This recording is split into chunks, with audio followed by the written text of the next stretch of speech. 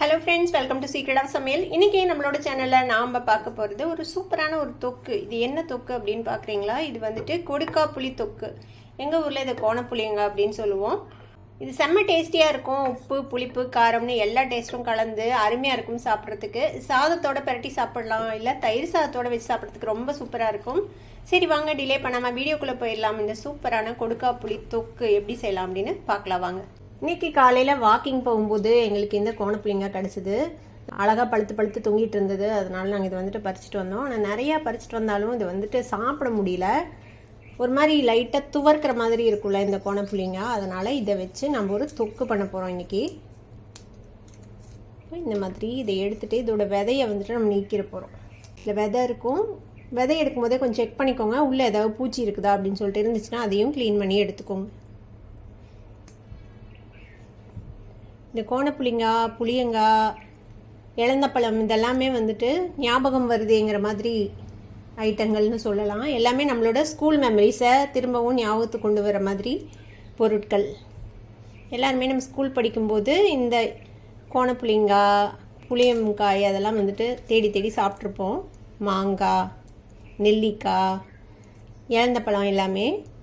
உங்களில் எத்தனை பேர்த்துக்கு இந்த கோணப்புளிங்க அல்லது கொடுக்காப்புளி பிடிக்கும் அப்படின்னு சொல்லுங்கள். எங்கள் ஊரில் இதை வந்து கோணப்புளிங்க அப்படின்னு சொல்லுவாங்க. இது உடம்புக்கு ரொம்பவே நல்லதும் கூட. விதை இல்லாமல் எடுத்து வச்சுட்டு ஒரு பாத்திரத்தில் தண்ணி வச்சுக்கோங்க. கொஞ்சமாக மஞ்சள் பொடி போட்டுக்கலாம். கூடவே கொஞ்சமாக கல்லுப்பு சேர்த்திக்கோங்க. இப்போ இதில் நம்ம க்ளீன் பண்ணி வச்சுருக்கிற இந்த கோணப்புளிங்காவை இதில் சேர்த்திடலாம்.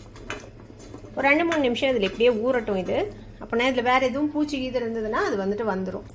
இதை நல்லா ஒரு மிக்ஸ் பண்ணி விட்டு கொஞ்சம் நேரம் அப்படியே விட்டுருங்க. இதில் இது அப்படியே ஊறட்டும் ஒரு 2-3 நிமிஷம். இப்போ 2-3 நிமிஷம் நல்லா இந்த தண்ணியில் ஊறிடுச்சு. இப்போ இதை வந்துட்டு நல்லா வாஷ் பண்ணிவிட்டு இந்த தண்ணியை வடிச்சிட்டு நல்ல தண்ணியில் 2-3 தடவை அலசி எடுத்துக்கோங்க. இப்போ இந்த மாதிரி தண்ணியில் அலசிட்டு நான் எடுத்து வச்சுருக்கிறேன். ஒரு வடைச்சட்டி அடுப்பில் வச்சுக்கோங்க. இதில் வந்துட்டு நல்லெண்ணெய் விட்டுக்கலாம். ஒரு 1.5 டேபிள் ஸ்பூன் அளவுக்கு நல்லெண்ணெய் விட்டுக்கலாம். எண்ணெய் சூடானதும் 1 டீஸ்பூன் கடுகு சேர்த்திக்கோங்க. கடுகு பொரிஞ்சிடுச்சு. இப்போ இது கூட ஒரு கொத்து கருவேப்பிலை சேர்த்துக்கலாம். கருவேப்பிலையும் வறுபட்டுருச்சு. நம்ம எடுத்து வச்சிருக்கிற இந்த கோணப்புளிங்காவை சேர்த்துக்கலாம். இது கொஞ்சம் நேரம் இந்த எண்ணெயில் அப்படியே வதக்கி விடலாம். இது கூடவே கொஞ்சமாக பெருங்காயத்தூள் சேர்த்துக்கலாம். ஒரு 1/4 டீஸ்பூன் பெருங்காயத்தூள். 1 நிமிஷம் இந்த எண்ணெயிலே வதக்கி விடுங்க. ஒரு நிமிஷம் நல்லா வதங்கிடுச்சு. இப்போ இந்த ஸ்டேஜில் நான் வந்துட்டு ஒரு சின்ன எலுமிச்சம்பழம் சைஸுக்கு புளியை வந்துட்டு இந்த மாதிரி கரைச்சி வச்சுருக்கிறேன். இந்த புளி தண்ணி அதில் ஊற்றிடலாம். கூட ஒரு 1/4 டீஸ்பூன் மஞ்சள் தூள் சேர்த்திக்கோங்க. ஒரு 1 டேபிள் ஸ்பூன் அளவுக்கு மிளகாத்தூள் எடுத்து வச்சுருக்கிறேன். இந்த மிளகாத்தூளை இதில் சேர்த்திடலாம். இதுக்கு தேவையான அளவுக்கு கல்லுப்பு சேர்த்திக்கோங்க. இது சேர்த்து நல்லா மிக்ஸ் பண்ணி விட்டுருங்க. இன்னும் ஒரு 1/4 கப் தண்ணி விட்டுறேன். இப்போ பாருங்கள் நல்லா கொதி வர ஆரம்பிச்சிருச்சு. இப்போ இந்த ஸ்டேஜில் நம்ம மூடி போட்டு லோ ஃப்ளேமில் இதை வந்துட்டு ஒரு 5-6 நிமிஷம் வேக விட போகிறோம். கொஞ்சம் சுண்டி அந்த எண்ணெய் தெளிய வரைக்கும் இதை வந்துட்டு வேக வச்சுக்கலாம். ஒரு 5-6 நிமிஷம் வச்சு நம்ம ஓப்பன் பண்ணி பார்ப்போம். பார்த்தீங்கன்னா தெரியும், நம்ம விட்ட நல்லெண்ணெய் வந்துட்டு நல்லா தெளிஞ்சிச்சு பாருங்கள். இந்த கோணப்புளிங்க வந்துட்டு ரொம்ப சாஃப்டாலாம் வேகாது. கொஞ்சம் ஒரு க்ரன்ச்சோடு தான் இருக்கும். அப்போ தான் சாப்பிடவும் நல்லாயிருக்கும். இப்போ இதில் ஒரு 1 டீஸ்பூன் அளவுக்கு நாட்டு சர்க்கரை சேர்த்துறேன். பழம் வந்து இனிப்பாக இருந்ததுன்னா நீங்கள் இந்த மாதிரி கம்மியாக சேர்த்துனீங்கனாலே போதும். இனிப்பு கம்மியாக இருக்குது, துவர்ப்பு அதிகமாக இருக்குதுன்னா கொஞ்சம் அதிகமாக வெல்லம் சேர்த்திக்கோங்க. இது கூடவே ஒரு 1/4 டீஸ்பூன் வறுத்து பொடி பண்ண வெந்தயப்பொடி சேர்த்திக்கலாம். கடைசியாக வாசனைக்காக இன்னும் கொஞ்சம் பெருங்காயத்தூள் சேர்த்துறேன். முதல்ல நம்ம கம்மியாக தான் சேர்த்தணும். இன்னும் ஒரு 1/4 டீஸ்பூன் இப்போ சேர்த்திக்கலாம்.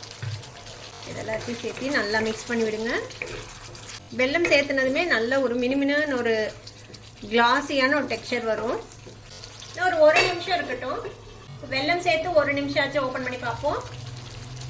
பாருங்க, அழகாக எண்ணெய் பிரிஞ்சு சூப்பராக நம்மளோட கொடுக்காப்புளி தொக்கு ரெடி ஆகிடுச்சு. அவ்வளோதான். இந்த டெக்ஸ்சரில் இருக்கும்போது நம்ம ஆஃப் பண்ணிடலாம். இது நல்லா ஆறுனதுக்கப்புறம் ஒரு டப்பாவில் போட்டு நீங்கள் ஃப்ரிட்ஜில் வச்சுக்கலாம். ஒரு வாரம் வரைக்கும் இது வந்துட்டு கெட்டு போகாது. ஆனால் அவ்வளோ நாளெல்லாம் இது வந்து இருக்காது. கண்டிப்பாக சீக்கிரமே தீர்ந்து போயிடும் ஒரு 2 நாளில். இது உடனே சாப்பிட்றத விட ஒரு நாள் ஊறினதுக்கப்புறம் சாப்பிடுங்க, ரொம்பவே நல்லாயிருக்கும். நம்மளோட கொடுக்காப்புளி தொக்கு நல்ல மனமாக சூப்பராக ரெடி ஆகிடுச்சு. கொடுக்காப்புளி கிடைச்சா கண்டிப்பாக இந்த மாதிரி ட்ரை பண்ணி பாருங்கள். உங்கள் எல்லாத்துக்குமே ரொம்ப பிடிக்கும். ட்ரை பண்ணி பார்த்துட்டு எப்படி இருந்தது அப்படின்னு கமெண்ட்ஸில் ஃபீட்பேக் கொடுங்க. இந்த வீடியோ உங்களுக்கு பிடிச்சிருந்ததுன்னா சப்ஸ்கிரைப் பண்ணுங்கள். பக்கத்தில் இருக்கிற பெல் ஐக்கானை கிளிக் பண்ணுங்கள். அப்போ தான் என்னோட ஃபியூச்சர் நோட்டிஃபிகேஷன்ஸ் உங்களுக்கு உடனே வந்து சேரும். லைக் பண்ணுங்கள், ஷேர் பண்ணுங்கள். தேங்க்யூ ஃபார் வாட்சிங் திஸ் வீடியோ. Bye bye.